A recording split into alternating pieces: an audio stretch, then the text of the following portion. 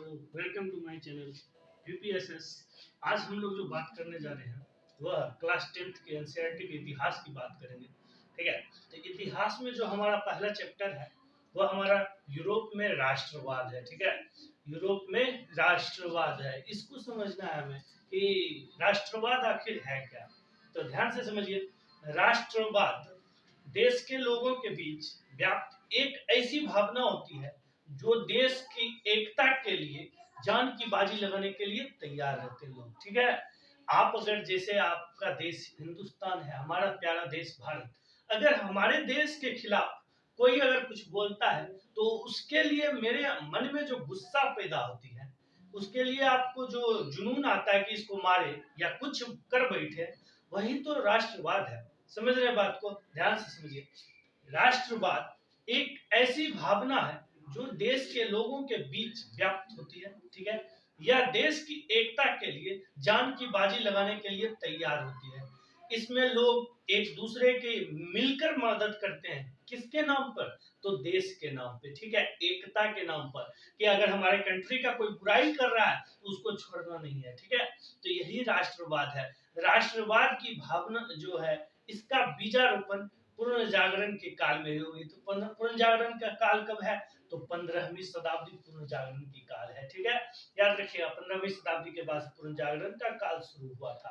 तो राष्ट्रवाद की सर्वप्रथम जो परिभाषा दिए थे वो हमारे अर्नेस्ट रेनर थे, रेनन। ठीक है, और यह आपको ऑब्जेक्टिव पूछता है बिहार बोर्ड कि अर्नेस्ट रेनन, या ये क्वेश्चन रहता है कि राष्ट्रवाद की परिभाषा सर्वप्रथम किसने दी। तो पहला क्वेश्चन ये रहा, राष्ट्रवाद की परिभाषा सर्वप्रथम किसने दी? तो आपको उत्तर लिखना है अर्नेस्ट रेनन ने। हाँ, अब दूसरा ऑब्जेक्टिव इस प्रकार आ सकता है क्या कि राष्ट्रवाद की परिभाषा किस सदी में दी गई, मतलब किस शताब्दी में दी गई। तो उसका आंसर आपको बताना है 19वीं शताब्दी में। तो ठीक है, हम आप लोग के लिए बोर्ड पे लिख रहे हैं, आप लोग इसको नोटिस कर लेना। ठीक है, बहुत ही इंपॉर्टेंट क्वेश्चन है, राष्ट्रवाद है क्या। ठीक है, तो ध्यान से आप लोग लिखें, राष्ट्रवाद से क्या समझते हैं। राष्ट्रवाद से क्या समझते हैं। ठीक है, क्वेश्चन क्या है, राष्ट्रवाद से क्या समझते हैं। तो उत्तर में लिखिए, राष्ट्रवाद देश के लोगों के बीच, राष्ट्रवाद देश की लोगों के बीच व्याप्त, देश की लोगों के बीच व्याप्त एक ऐसी भावना होती है, एक ऐसी भावना होती है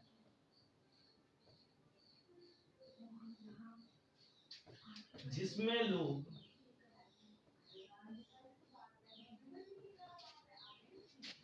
देश की एकता के लिए, जिसमें लोग देश की एकता के लिए,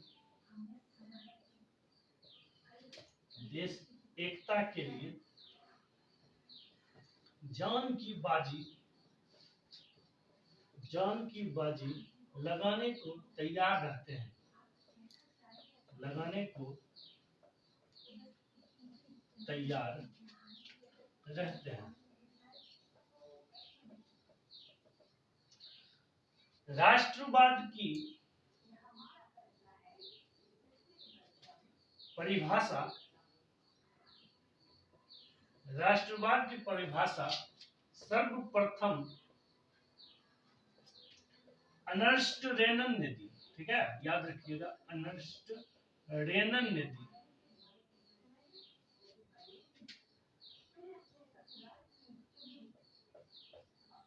याद रखिएगा, अंडरलाइन इसलिए किया जाता है क्योंकि बिहार बोर्ड में हमारे क्वेश्चन को ध्यान से देखा जाए और पूरा में पूरा मार्क्स मिले। ठीक है, तो एक बार फिर से पढ़िए, राष्ट्रवाद देश के लोगों के बीच व्याप्त एक ऐसी भावना होती है जिसमें लोग देश की एकता के लिए जान की बाजी लगाने को तैयार रहते हैं। राष्ट्रवाद की परिभाषा सर्वप्रथम अर्नेस्ट रेनन ने दी थी। ठीक है, याद रहेगा, राष्ट्रवाद से क्या समझते हैं। लोग दूसरे क्वेश्चन की ओर चलेंगे एनसीईआरटी बुक के। तो दूसरा क्वेश्चन हमारा इस प्रकार है कि जर्मनी के एकीकरण की बाधाओं को लिखे। ठीक है, जर्मनी के एकीकरण की बाधा। तो सबसे पहले हम लोग समझे कि एकीकरण है क्या। एकीकरण का अर्थ हुआ सभी छोटे बड़े राज्यों को मिलाकर एक राज्य में, बड़ा राज्य में बदल देना, यही एकीकरण है। मतलब कि अगर हमारे राज्य की शक्तियां 10 हिस्सों में बटी हुई है, तो सभी 10 हिस्सों को जोड़कर एक सरकार के हाथ में दे देना, यही एकीकरण करना होगा। ठीक है, तो जर्मनी का जो एकीकरण था, क्वेश्चन है उसमें जो बाधाएं थी उसको आप बताएं, यानी जर्मनी के एकीकरण की बाधाएं लिखें। ठीक है, दूसरा क्वेश्चन, तो ध्यान से समझिए जर्मनी के एकीकरण की बाधाएं क्या क्या थी। पहली बाधाएं थी कि लगभग 300 छोटे छोटे राज्य। ठीक है, जर्मनी के एकीकरण की बाधाएं की पहला पॉइंट है लगभग 300 छोटे छोटे राज्य। मतलब समझिए एक राज्य को अगर समझाना हो एक आदमी को तो वह मान जाएगा, 2 आदमी को मान जाएगा। अब 100 आदमी को समझाना हो तो उसमें क्या होगा, 60% अगर आदमी हाँ बोल रहे हैं तो 40 का आंसर होगा नहीं। समझ रहे हैं बात। तो उसी प्रकार अगर 300 राज्य है वहां भी दिक्कत हुई होगी। तो पहला पॉइंट उभर कर जो आता है जर्मनी के एकीकरण की बाधाएं, वह है लगभग 300 छोटे छोटे राज्य। ठीक है, दूसरा विचारों का मतभेद। अब क्या था, वहां के लोगों का विचार एक नहीं है। जहां ज्यादा हो गया आदमी, मतभेद तो होना ही है विचार में। कहीं किसी का कहना था कि एकीकरण किया जाए, किसी का कहना था एकीकरण नहीं किया जाए। किसी कोई कह रहा था इस तरह से एकीकरण किया जाए कि सैन्य शक्ति से किया जाए, कोई कह रहा था ऐसे ही कर दो एकीकरण। ठीक है, और तीसरा था धर्म युद्धों का प्रभाव। इस समय जो हुआ था धर्म युद्ध हुआ था, मतलब धर्म के नाम पर लड़ाई हो रहा था, जिसके कारण धर्म युद्ध के प्रभाव के कारण अब कहीं लड़ाई हो रहा है तो उसका प्रभाव तो जरूर पड़ेगा। तो इस कारण से वो जो था थोड़ा सा छूटा हुआ था, मतलब उसका असर युद्ध का इस पर भी पड़ रहा था, एकीकरण पर, जर्मनी के एकीकरण पर। ठीक है, तो हम लोग क्वेश्चन लिखते हैं, देखिए ध्यान से आप लोग। जर्मनी के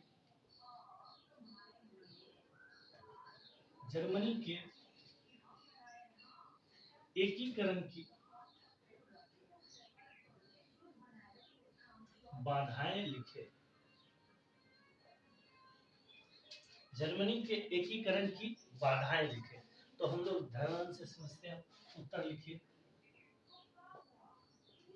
जर्मनी के एकीकरण की निम्नलिखित बाधाएं थी। ध्यान से समझिए, जर्मनी के एकीकरण की निम्नलिखित बाधाएं थी। पहला, लगभग 300 छोटे छोटे राज्य। लगभग 300 छोटे छोटे राज्य। दूसरा, मेटरनिक। ये सब याद रखिएगा, इस लेसन में मेटरनिक बहुत ही इम्पोर्टेंट है। ठीक है, मेटरनिक के बारे में हम नेक्स्ट वीडियो में बात करेंगे, अभी सिर्फ लिख लेते हैं। मेटरनिक की प्रतिक्रियावादी नीति। मेटरनिक की प्रतिक्रियावादी नीति। तीसरा आप लोग ध्यान से देखें, तीसरा देखें, धर्म युद्धों का प्रभाव। धर्म युद्धों का प्रभाव। चौथा जो है वह है विचारों का मतभेद। ठीक है, विचारों का मतभेद।